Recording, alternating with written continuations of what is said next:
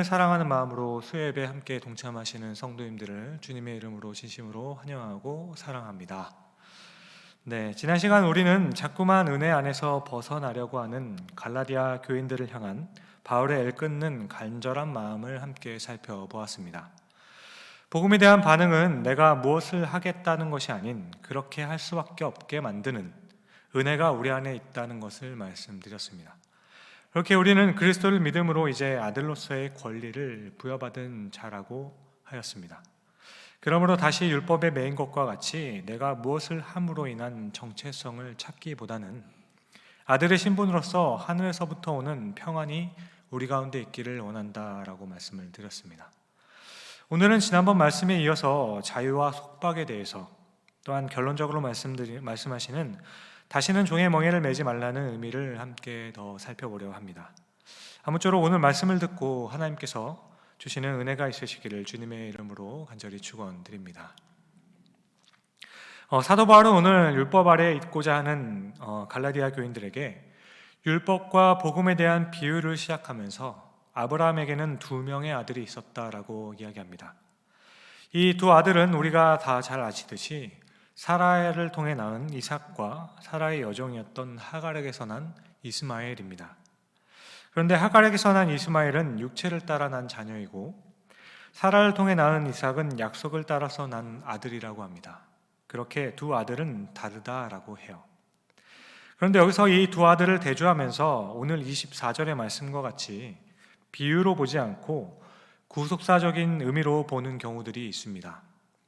하지만 그렇게 구속사적으로 보게 된다면 이삭의 자손이라고 하는 지금 유대인들 함께 있던 갈라디아 교인들과 함께 있던 유대인들만 하나님께서 택한 자손이 되며 약속의 자녀가 되어버립니다. 이렇게 되면 당시 그 외에 근동에 있는 다른 근동의 모든 사람들, 그 사람들은 모두 이스마엘의 후손으로서 육체를 따라 난 육체의 자손들이 되어버리는 거죠. 그래서 약속의 자녀인 유대인들에게는 하나님의 구원이 있겠지만 그 외에 팔레스틴에 있는 다른 모든 민족들은 모두 다 육체의 자손들이 되어 구원을 받을 수 없다라고 주장하기까지 하는 겁니다. 그러므로 오늘 바울이 하고 싶은 이야기는 이런 부분을 이야기하려고 이 비유를 사용한 것이 아니라는 겁니다. 오늘 바울이 이야기하고자 하는 것은 비유 중에 비유입니다.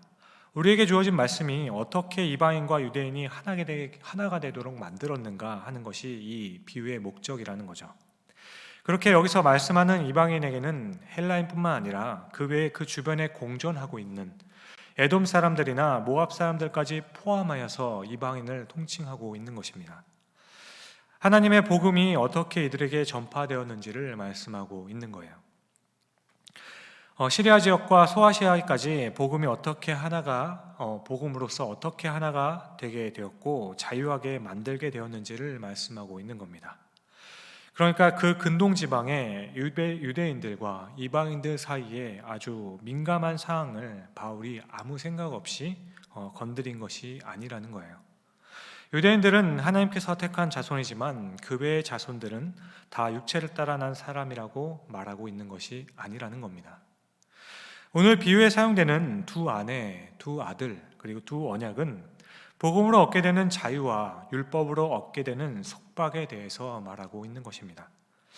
여기서 가장 중요한 것은 그 포인트는 하나님께서 주신 그 약속을 믿는 것, 그렇게 주시는 것을 받는 것과 내가 무엇을 하여서 얻어내려는 것이 전혀 다르다라는 겁니다.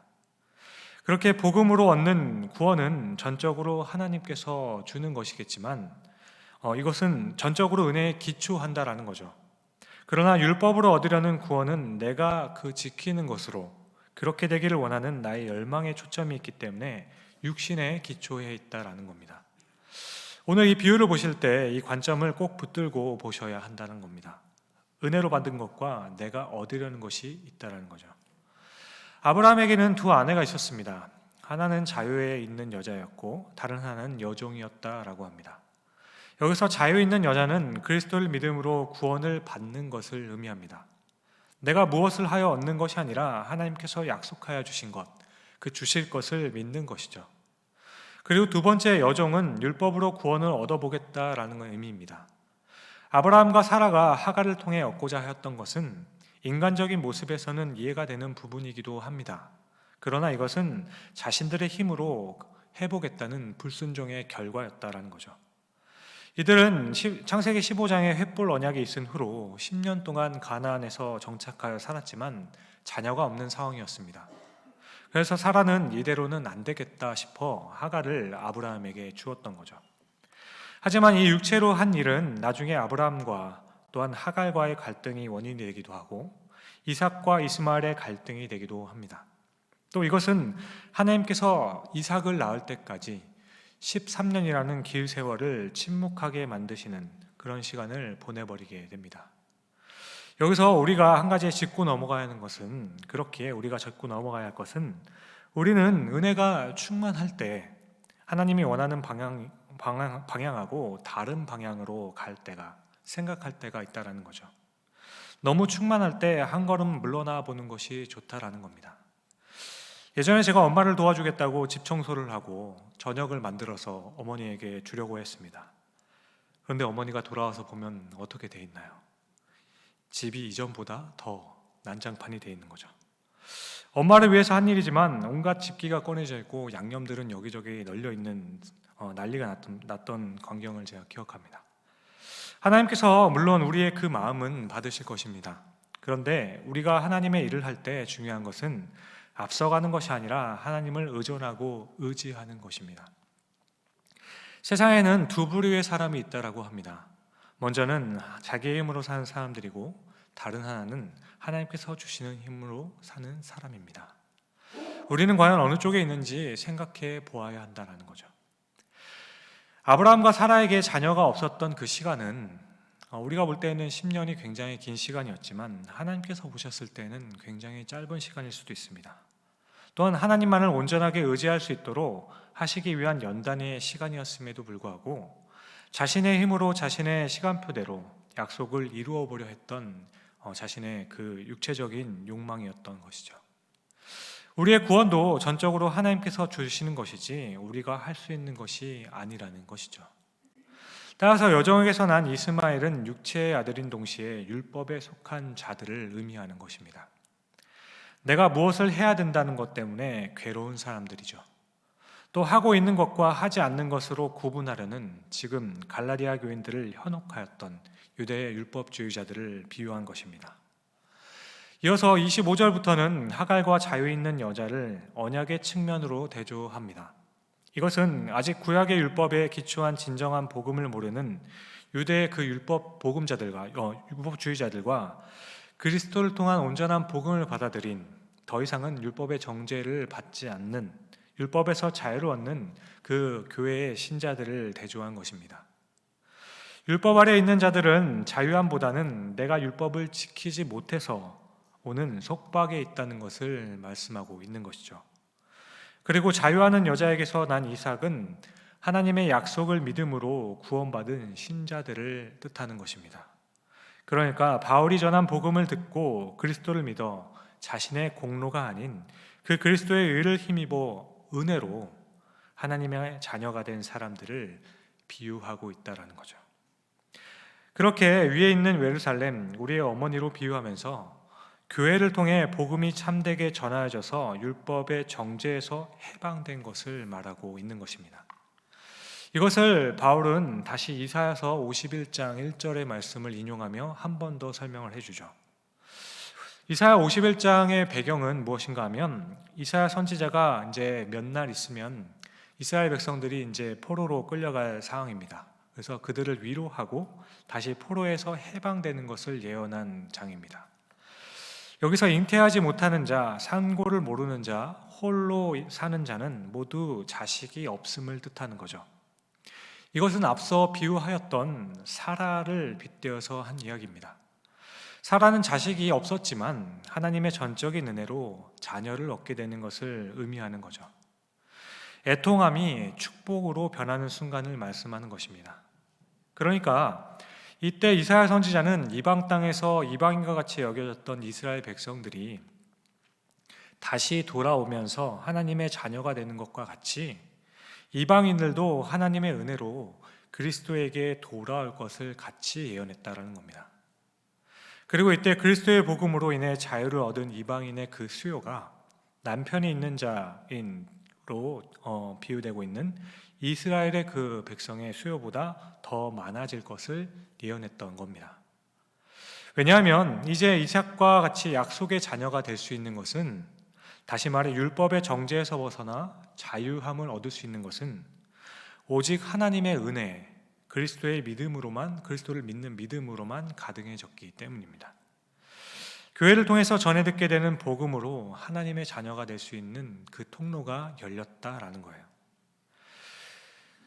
이어지는 말씀에 육체를 따라 난 자가 성령을 따라 난 자를 핍박한다는 것은, 지난번 시간에 말씀드린 것과 같이 자신의 의로 율법을 지키다가 자신이 지키는 그 율법으로 다른 사람들을 정죄하고 있는 모습을 가리키는 겁니다. 하지만 율법의 본질은 남을 정죄하기 위함이 아니라 내가 얼마나 죄인인 것을 발견하는 것입니다. 따라서 율법은 그리스도가 아니면 안 된다는 것을 깨닫게 하는 도구인 것을 기억해야 한다는 거죠. 따라서 30절에 너희 안에 들어온 이것을 내쫓으라고 이야기하고 있는 것입니다. 이때 바울은 창세기 21장 10절과 21절에 나타난 이스마엘과 이삭의 상태와 관계에 대해서 그것을 인용하는데, 그러니까 율법으로는 그리스도 안에 있는 자를 속박하지 못하는 것을 이야기하고, 율법으로는 천국의 기업을 누리지 못한다는 것을 대신 설명해주고 있는 것입니다.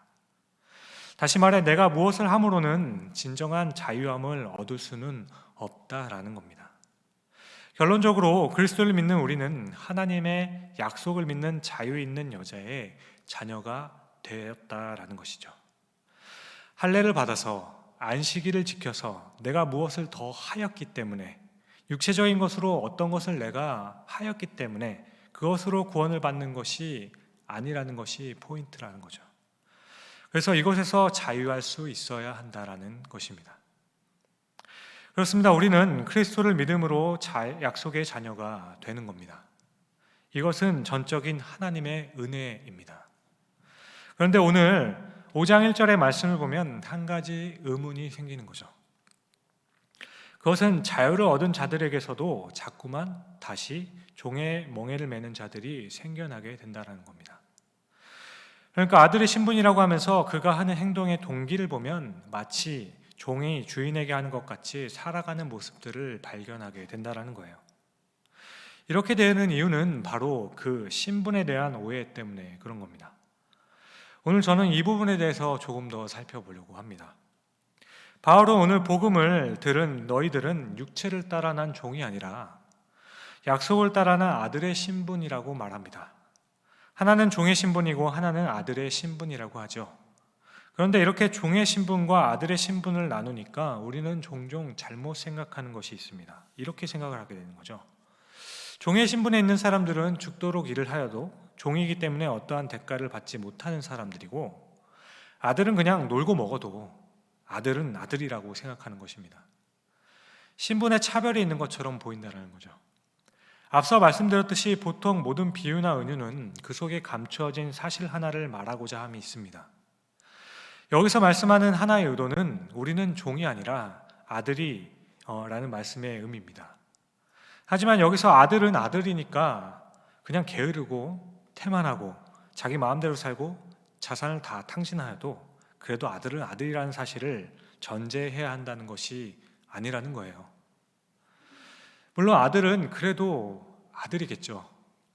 하지만 바울은 이 이야기를 하고 싶은 것이 아닙니다. 당시 유대인들 중에는 아들이면 아무것도 하지 않아도 되는 것이 아니냐고 말하는 사람들이 있었다라는 겁니다. 그래서 로마서 6장을 보면 사도 바울이 우리가 은혜로 구원을 받고 믿음으로 구원을 받는다고 하였을 때, 당시 그 주장을 듣고 있었던 사람들은 그 바울을 향하여서 그러면 우리는 아들이 되었으니까 이제부터는 무슨 죄를 지어도 아무렇게나 살아도 되는 것 아닙니까? 라고 주장했던 사람들이 있었다라는 겁니다. 주일도 지키지 않고 안식일 뿐만 아니라 믿는 자로서의 도리도 다하지도 않아도 그냥 믿기만 하면 구원 받는 거면 그런 거 안 해도 되는 거 아닙니까? 라고 했던 거죠. 그러니까 바울이 전한 복음을 들으면서 사람들은 이제 아들로서의 신분이 된다면, 신분이 되었으니까 아들은 아들이기 때문에 자기 마음대로 살아도 괜찮다는 의미로 이해하는 사람들이 있었다라는 겁니다. 그래서 바울은 이에 대해서 로마서 6장에 이렇게 이야기하는 거죠. 그런즉 우리가 무슨 말을 하리요? 은혜를 더하게 하려고 죄에 거하겠느냐? 그럴 수 없느니라. 죄하다여 죽은 우리가 어찌 그 가운데 더 살리요? 하였던 것입니다. 아들이 되었으니 마음대로 살라고 하였던 것이 아니라는 것이죠. 이때 바울의 의도는 우리가 어떻게 하나님의 자녀가 그 아들이 되었는가를 말하고 있다는 겁니다. 그런데 우리는 하나님의 은혜로 자녀가 되었음에도 불구하고 자꾸만 우리의 행위를 그 은혜에 자꾸 얹혀보려고 하는 노력들이 있다는 겁니다. 내가 이렇게 했기 때문에 이것을 보시고 하나님께서는 나를 자녀 삼아 주신 것이지. 그런데 이것은 하나님의 은혜에 대한 모독이 될 수 있다는 겁니다. 오늘 본문 1장을 보시면, 본문 5장 1절을 보시면 그리스도께서 우리를 자유롭게 하려고 자유를 주셨으니 그러므로 굳건하게 서서 다시는 종의 멍에를 매지 말라라고 합니다.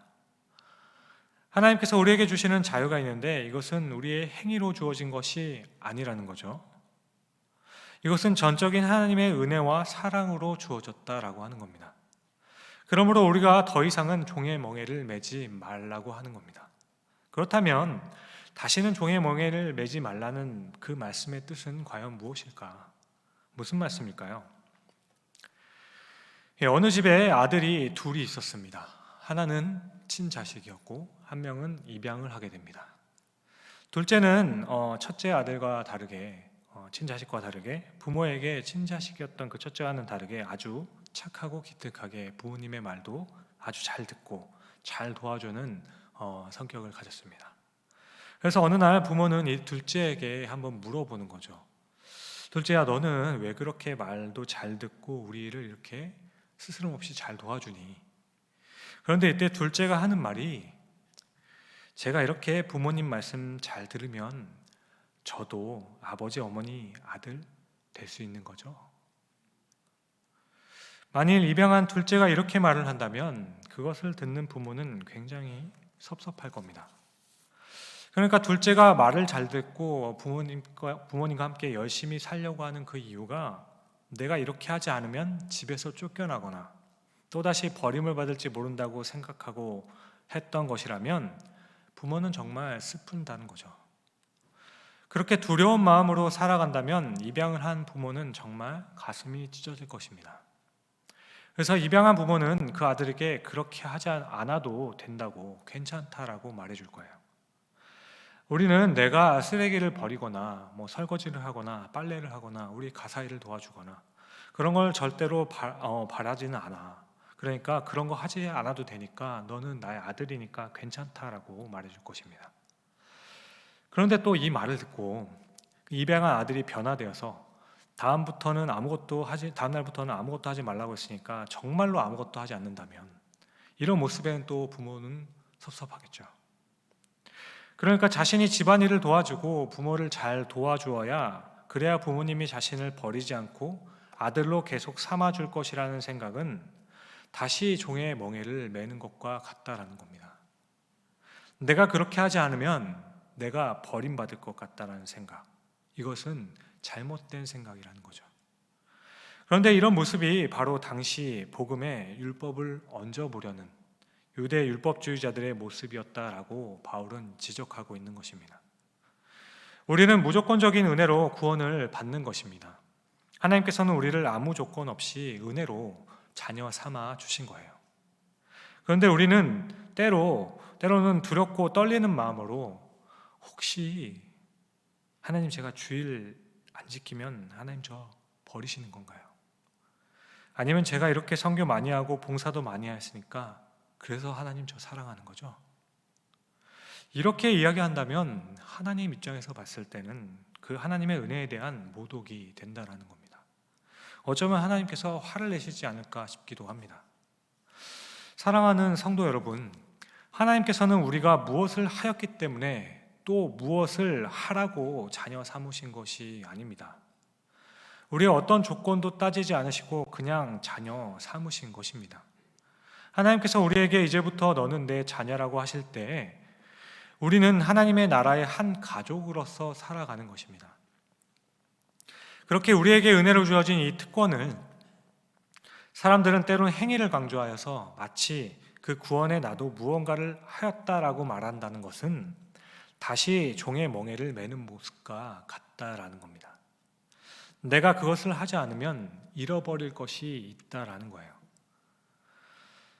한 번은 부모님께 정말 많은 상처를 받은 학생을 만난 적이 있습니다.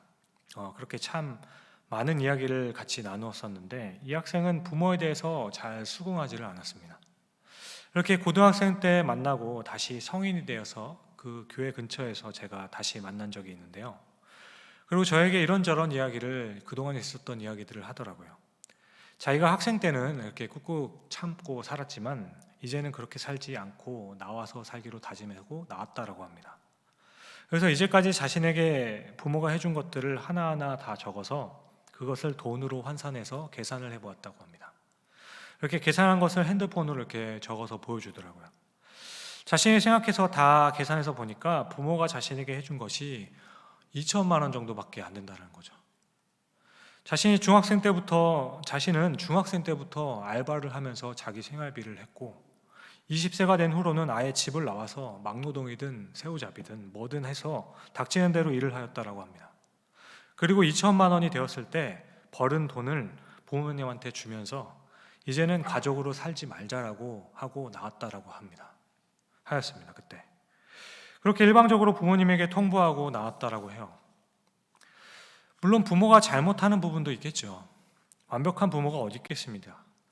그런데 자신을 낳아 길러준 그 은혜를 값으로 환산할 수 있는 그런 문제가 아니지 않겠습니까? 이것은 은혜에 대한 모독이 된다라는 겁니다. 부모의 입장에서 보면 세상에 이런 불효가 어디 있겠습니까? 물론 이런 극단적인 부분이 아닐지라도 우리는 종종 자신이 집안에서 무엇을 하였기 때문에 내가 얼마를 집안에 보탰으니까 이것에 대해서는 관여하지 마세요 라고 말을 한다면 이것을 들은 부모 입장에서는 그냥 아무것도 안 했으면 좋겠다라는 생각이 들지 않겠습니까? 자식으로서 부모를 대할 때 가장 먼저 해야 될 것은 저를 이렇게 낳아주신 것에 감사합니다. 그리고 이것은 돈으로 계산할 문제가 아니라 내가 부모님의 자식이 될 수 있다는 것이 은혜였습니다. 이 고백이 아니겠습니까? 이것이 올바른 반응이라는 것이죠. 그런데 사도 바울이 바라본 그 당시 율법주의자들, 율법으로 돌아가려고 하는 그 자들의 모습이 이런 모습이었다라는 거예요. 하나님께서는 은혜로 우리에게 구원을 주셨습니다. 하나님께서는 아들인 예수 그리스도를 십자가에 죽게 하시고 누구든지 예수 그리스도를 믿는 사람들은 무조건적인 은혜를 주셔서 자녀를 삼아 주신다라고 하셨습니다. 그런데 자꾸 이게 아닌 것 같다라고 주장하는 사람들이 있다라는 거예요. 100% 은혜 받기에는 내가 좀 불편하다라는 거예요. 그래서 내가 10% 정도는 해야겠다라는 거죠. 그래서 율법과 안식일을 지키고 할례도 받고 헌금도 할 테니까 내가 자녀가 되었던 그 권리, 내가 자녀가 되는 그 자격에 내가 했던 행위를 좀 얹어보려는 겁니다. 율법주의자들은 구원이 하나님의 전적인 은혜가 아니라 자신의 행위를 이야기하면서 은혜를 훼손시키려고 했었다라는 겁니다. 바울은 이런 모습에 대해서 그것은 은혜에 대한 모독이라고 이야기하고 있는 것입니다. 이것은 하나님께서 주신 무조건적인 은혜 앞에서 감히 그것을 거래하려는 모습이었다라는 거예요. 그런데 우리도 하나님 앞에서 이런 모습으로 나아갈 때가 있다라는 거죠. 어느 때는 입양된 아들의 예화에서처럼 두려움 때문에 그렇기도 합니다. 혹시 내가 이렇게 살지 않으면 나를 버리시지는 않으실까 하는 그런 마음이죠. 하지만 하나님께서는 누구든지 그 아들을 믿는 자들은 자녀 삼는다라고 말씀해 주셨어요. 그런데 그런 자녀로서 하나님, 제가 하나님 앞에 참 부끄럽게 살았습니다. 앞으로 더 열심히 잘 살겠습니다. 죄송합니다. 이렇게 말하는 것과 내가 하나님의 자녀라고 하셨는데 제가 수요 예배나 금요 예배도 나오지 못하고 새벽 예배도 나오지 못했으니까 하나님 혹시 저 버리실 건가요? 혹시 제가 다시 이걸 좀 열심히 하면 그러면 다시 자녀 삼아 주시는 건가요? 이렇게 묻는 것은 아예 다른 차원이라는 거예요. 이것은 마치 자신이 그렇게 해서 아들이 된 것처럼 말하는 것이기 때문입니다. 무조건적인 은혜인데 두려움 가운데서 이야기하는 것, 어쩌면 그래서 아주 긍정적으로 잘 사는 것처럼 보일지도 모릅니다. 하지만 오늘 사도 바울은 아주 단언해서 말하기를 그리스도께서는 우리가 자유하게 하려고 자유를 주셨으니 다시는 종의 멍에를 매지 말라라고 하였다라는 겁니다. 그렇게 우리는 두려움 가운데서 혹여나 두려운 마음 때문에 신앙생활을 하고 있다면 그것을 내려놓고 자녀로서 이렇게 신앙생활을 해야 한다라는 것입니다. 두 번째로 우리는 교만함으로 하나님 앞에서 우리가 한 일을 자꾸 드러내려 할 때가 있다는 겁니다. 하나님, 제가 이렇게 교회에 도움을 이만큼이나 하였습니다. 하나님, 제가 이렇게 깨끗하게 살려고 노력하였습니다. 이만큼 제가 봉사하였습니다. 그러니 하나님께서는 제게 이러시면 안 되죠. 마치 하나님 앞에서 내가 한 일들이 상당한 것 같아, 상당히 많이 있어서 당연히 하나님의 자녀가 될 수 있는 그 권세를 누릴 만한 자격이 있는 것처럼 생각하는 경우들이 있다라는 겁니다. 이것은 정말 더할 나위 없는 교만함으로 우리는 위험한 것입니다. 그러니까 우리는 참 열심히 성실하게 살겠다고 하는 것은 참 좋아요. 그런데 이 모습조차도 하나님의 은혜에 대한 망령된 행실이 될 수 있다는 것입니다. 입양된 아들이 말을 잘 듣지 않으면 내쫓기지 않을까라고 생각하는 것이 친자식이 내가 어떻게 해도 부모는 날 버리지 않을 거야 라고 생각하는 것보다 부모 입장에서는 입양한 아들의 마음에 더 섭섭함을 느낄 것입니다. 물론 아버지의 자녀로서 우리가 제대로 살지 못한 것은 죄송한 것이죠. 그럼에도 불구하고 지금 이 순간에도 우리의 행위나 노력에 상관없이 제가 주님의 자녀입니다, 이 고백을 할 수 있어야 한다는 겁니다. 제가 감히 이렇게 하나님 앞에 아버지라고 부를 수 있는 것은 제가 했던 어떤 선행이나 종교적인 행위 때문이 아니라 하나님께서 주신 무조건적인 은혜를 바탕으로 할 수 있는 고백입니다. 이렇게 말할 수 있어야 한다는 겁니다. 제가 비록 부족하지만 참 형편없는 삶을 살고 있어 주님 앞에 늘 죄송하지만 그래도 저는 아들이잖아요, 딸이잖아요, 한 번만 더 용서해 주세요. 이렇게 말할 수 있어야 한다는 겁니다. 우리가 이 고백을 할 수 있고 이 고백을 붙들 수 있으면 이것이 전적으로 은혜로 된 것이기 때문에 이 모습이 우리가 노력해서 구원을 성취하려는 모습보다는 낫겠다라는 생각을 하였습니다. 말씀을 맺습니다. 바울은 갈라디아 교인들이 그리스도의 그 은혜 안에 머물기를 간절히 원했습니다. 그렇게 다시 한번 이 비유를 통하여서 자유할 수 있는 그 이유와 종의 멍에를 메어 속박이 되는 그 이유에 대해서 다시 한번 설명해 주었던 것입니다.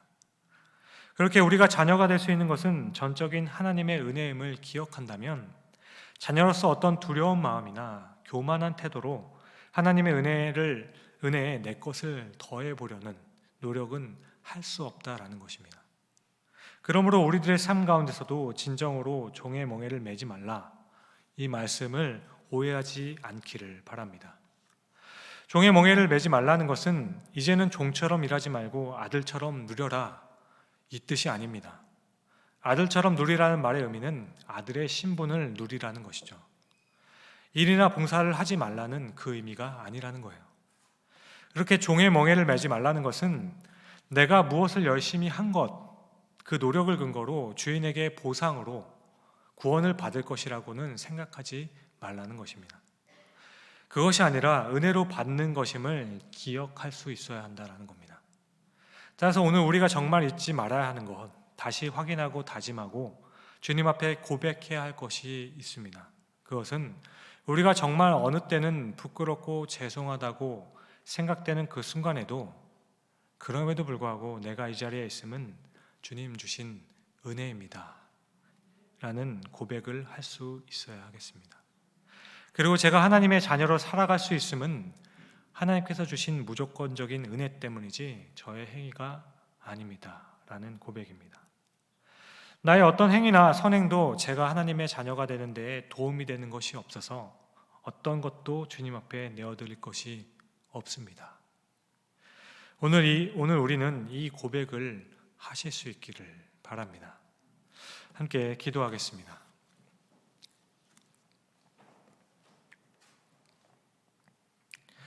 사랑과 은혜가 풍성하신 아버지 하나님, 우리는 오늘도 한 번 더 하나님의 전적인 은혜로 하나님의 자녀 되었음을 고백합니다.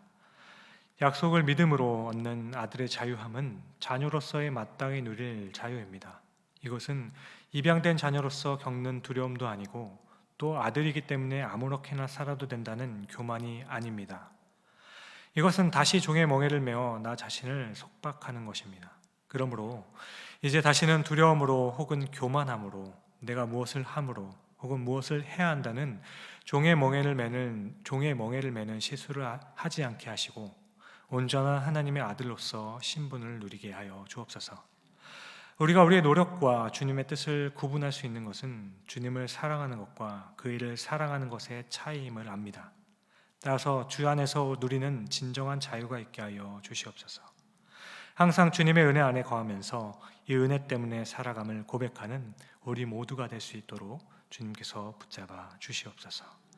감사합니다. 이 모든 말씀을 무조건적인 은혜로 우리를 구원하여 주셔서 그 은혜 안에서 자녀로서 자유하게 하시는 귀하신 예수님의 이름으로 감사하며 기도드립니다. 아멘.